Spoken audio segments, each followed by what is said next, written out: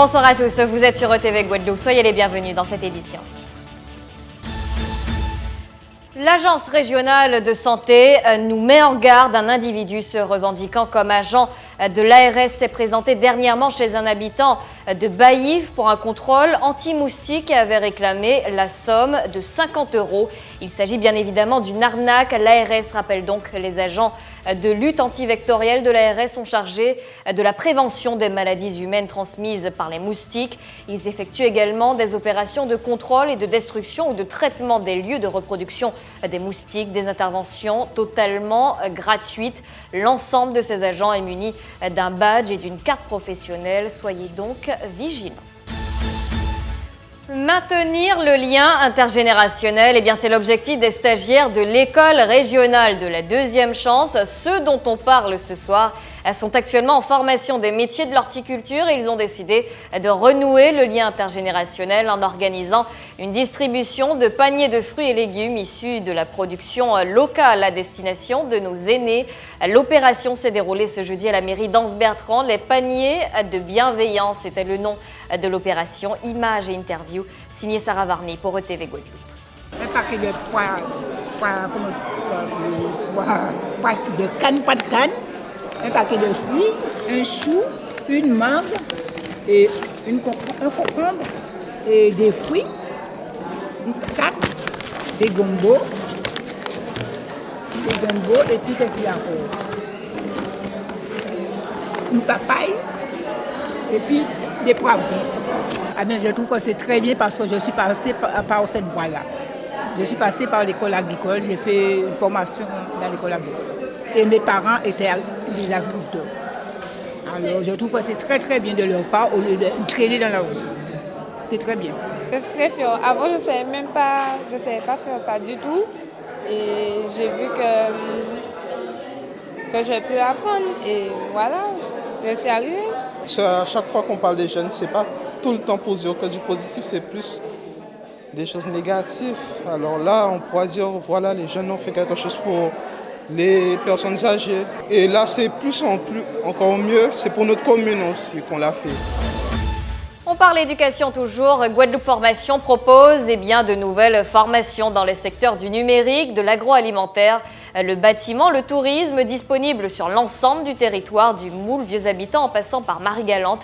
La programmation 2017 a été arrêtée à 1650 entrées. Les premières formations doivent débuter le 30 juin. Les inscriptions sont d'ores et déjà ouvertes. Comment s'inscrire? Le dossier de candidature est à télécharger sur le site Guadeloupe Formation ou à retirer sur place sur les sites de Rougeole à Petit-Bourg, Tivoli à Grand-Bourg, de Marie-Galante, Champ d'Arbeau à Basse-Terre ou encore Formation Guadeloupe à Bemao. La grève de la banane se poursuit après les négociations du 15 juin dernier. Le syndicat des producteurs a clairement affirmé sa position. Les grévistes confirment leur attachement à la loi de mensualisation. Ils exigent l'application intégrale du SMIC, la fin du travail à la tâche imposée, le paiement des jours fériés légaux ou le paiement de l'intégralité des heures supplémentaires et le repos compensateur. Le dialogue néanmoins se poursuit entre la direction et les salariés.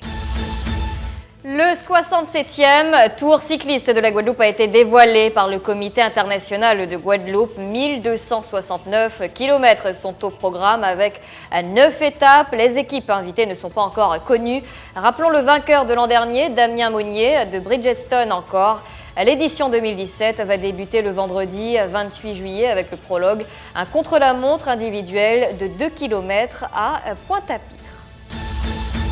L'actualité nationale, c'est un record battu mercredi 21 juin. Hier, donc, c'était la journée la plus chaude enregistrée en France depuis 1945, a indiqué Météo France. 67 départements sont toujours en vigilance orange. En Île-de-France, la circulation différenciée a été mise en place ce jeudi matin.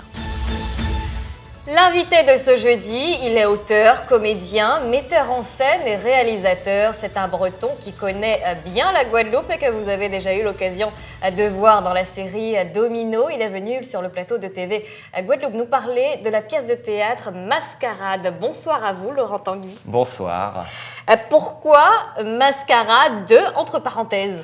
Parce que il y a une référence, et on le comprend au final, qui est très surprenant.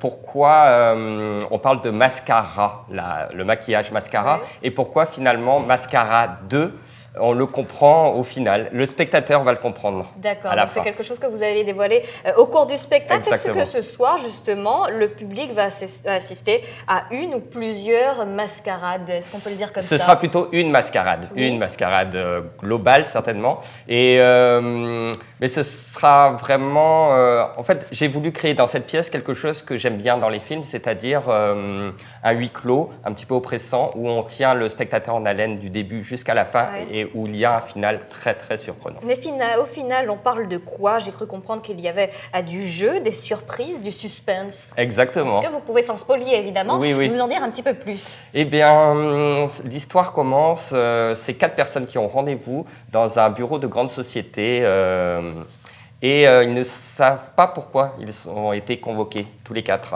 Et petit à petit, on le comprend. Enfin, eux le comprennent. Oui. Mais finalement, le spectateur comprend aussi qu'il y a quelque chose derrière. Et d'après vous, ce sont des sujets qui interpellent en tout cas la population guadeloupéenne, qui va fédérer les gens? Je ne sais pas, mais Parce qu'en général, on entend souvent des sujets de cœur, des histoires un petit peu avec de la comédie. Est-ce que là, on est justement dans un autre registre qui interpelle et qui fédère les gens? là, on est dans un autre registre que la comédie, justement. Oui. J'ai défini ça comme une comédie policière parce qu'il y a 2 personnages très amusants dedans, sur les 4 Et qu'est-ce que personnages. c'est une comédie Une policière? comédie policière, c'est pas un drame, c'est pas un film noir non plus, comme un polar policier où c'est vraiment du début jusqu'à la fin axé sur l'intrigue très dure. Non, c'est que là les personnages sont légers. Il y a 2 personnages légers, 2 personnages plus tristes, on va dire. Enfin, pas tristes, c'est pas de la Ouais. tristesse non plus, plus étrange, on va dire. D'accord, très Et bien. du coup, oui, comédie policière parce que malgré tout, c'est assez léger, même si la fin. Oui. J'imagine que vous tenez à nous présenter le casting de cette pièce de théâtre, Exactement. des personnes qu'on connaît, des voix peut-être qu'on a Oui, déjà bien entendues. sûr, exactement. Alors le casting, c'est tout simplement, il y a Michael Blamèble du groupe Kilindae. Donc il est chanteur et comédien, et c'est un ami que j'avais rencontré à Courteline dans la troupe de théâtre. Il y a Maude Broulet, qui est comédienne aussi, que je connaissais depuis quelque temps. Et il y a aussi Dilay, Oui. dont Oui, que certains peut-être auditeurs fidèles à notre média. Exactement, exactement. Oui. Donc Dilay est animatrice radio et télé, et elle est aussi comédienne. Donc on s'était rencontrés et ça le fait très très bien parce que ça fait une bonne équipe à 4 et on passe un très bon moment. Et vous, quel est votre personnage, ou en tout cas celui qui vous fascine le plus? C'est le personnage le plus ambigu. C'est pas le personnage qui me fascine le plus. Est-ce que c'est le personnage principal? Oui, oui, oui. Très bien. Tout comme Dilay est un personnage principal aussi, Ouais. tout comme Maude aussi est un des personnages principaux également, tout comme Michael. En fait, c'est vraiment un huis clos où on est sur scène pendant 1 heure, la pièce dure 1 heure, et on est tous les 4 sur scène. Donc, Où est-ce que vous avez puisé l'imagination, en tout cas, pour réaliser cette histoire? j'aime bien, en fait, j'aime bien l'univers de Tarantino, Oui. des films, et j'aime bien aussi un film qui s'appelle Usual Suspect, où le spectateur est mené en bateau du début jusqu'à la fin, et on le comprend à la dernière minute. Très bien. Et ça, j'aime bien. Et ce genre de scénario-là m'a inspiré, et c'est pour ça que c'est j'ai pour écrit ça que Mascarade. le public ce soir va aimer Mascarade? J'espère qu'il va aimer, bien sûr, oui, oui, et c'est pour ça qu'il va aimer, se laisser porter, se laisser mener un petit peu en bateau. Vous rappelez les dates? Oui. Et les lieux? Alors ce soir, eh bien, on joue à l'auditorium de Basse-Terre. Samedi, on joue à la médiathèque du Lamentin, et non pas au ciné-théâtre, mais à la médiathèque. Par contre, les billets sont à récupérer au ciné-théâtre. Le mercredi 28, on joue à la salle Robert Loison du Moule. Et le samedi 1er juillet, on joue à la salle Georges Tarrer à Pointe-à-Pitre. Merci beaucoup Laurent Tanguy d'être venu sur le plateau de TV pour nous parler de Mascarade. Et justement, pour compléter cette interview, je vous propose d'écouter une autre comédienne qui sera présente sur scène. Je vous propose d'écouter Dilay. Elle est interrogée par Sarah Varnier pour ETV. Alors en fait, moi je joue le rôle de Sylvie, la secrétaire d'une grande société, une grande entreprise, et je suis la secrétaire de Jean-Pierre. Et en fait, je suis une secrétaire très assidue. Et j'ai une aversion totale pour Cécilia, la nouvelle petite amie de mon patron en fait. Ce qui était compliqué, c'est les horaires, parce qu'étant donné que moi en radio, je fais les matinales d'RCI tous les matins, donc je me lève très tôt, et qu'ensuite ma journée continue, j'ai plein d'autres choses à faire, préparer les émissions et puis mes autres occupations.